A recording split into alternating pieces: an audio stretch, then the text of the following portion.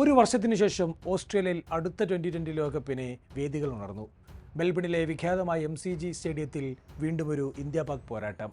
ആദ്യം ബാറ്റ് ചെയ്ത പാകിസ്ഥാൻ വിറച്ചാണ് ബാറ്റ് ചെയ്തത്. ആകെ നേടിയത് 159 റൺസ്. ഇന്ത്യക്ക് ഈസി വിന്നെന്നായിരുന്നു ആദ്യം കരുതിയത്. പക്ഷേ ഇന്ത്യൻ ബാറ്റിംഗ് തുടങ്ങിയതോടെ കഥയെല്ലാം മാറി. ഹാരിസ് റൌഫ് നസീം ഷാ സഖ്യം ആഞ്ഞടിച്ചതോടെ ഇന്ത്യ 6.1 ഓവറിൽ 31-4 കൂപ്പുകുത്തി. പക്ഷേ ഒരറ്റത്ത് എല്ലാം കണ്ട് അന്നും കോഹ്ലി ഉണ്ടായിരുന്നു. വിരാട് കോഹ്ലി തൻ്റെ കരിയറിലെ ഏറ്റവും മോശം ഫോമിലൂടെ കടന്നുപോയ കാലം. ടീമിൽ ഉൾപ്പെടുത്തിയതിനെതിരെ വരെ അന്ന് വിമർശനങ്ങളുണ്ടായിരുന്നു. പക്ഷേ വിൻ പ്രഡിക്റ്ററും മത്സരം കണ്ടവരും പാകിസ്ഥാന് വിജയമെന്നുറപ്പിച്ച മത്സരത്തെ കോഹ്ലി ഒറ്റയ്ക്ക് ടേൺ ചെയ്തു. 8 പന്തിൽ 27 റൺസ് വേണമെന്നിരിക്കെ ഹാരിസ് റൌഫിനെ MCGയിലേക്ക് ഊർത്തിറക്കി വിരാട് കോഹ്ലി എന്ന ചേസ് മാസ്റ്റർ വീണ്ടും അവതരിച്ചു. ഹാരിസ് റൌഫിനെതിരെ കോഹ്ലി പറത്തിയ ഷോട്ടും അർഷേയ് ബോഗ്ലിയുടെ കമന്ററിയും ക്രിക്കറ്റ് ആരാധകരുടെ കാതിൽ ഇന്നുമുണ്ട്. ജയമുറപ്പിച്ചൊരു മത്സരം കൂടി കോഹ്ലിക്ക് മുന്നിൽ അടിയറവെച്ചതിന്റെ അപമാനത്തിൽ പാകിസ്ഥാൻ തിരിഞ്ഞു നടന്നു. പോയ 2020 ലോകകപ്പിൽ അമേരിക്കയിലെ നസൗ കൗണ്ടി സ്റ്റേഡിയത്തിലായിരുന്നു ഇന്ത്യ-പാക് പോരാട്ടം.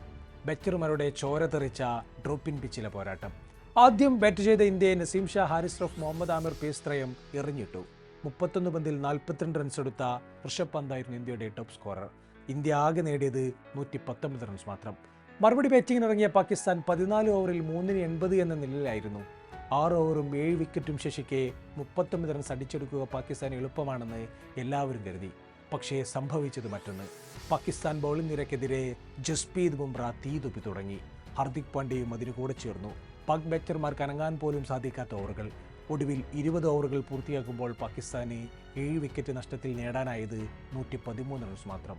ഇന്ത്യക്ക് 6 റൺസിന്റെ വിജയം.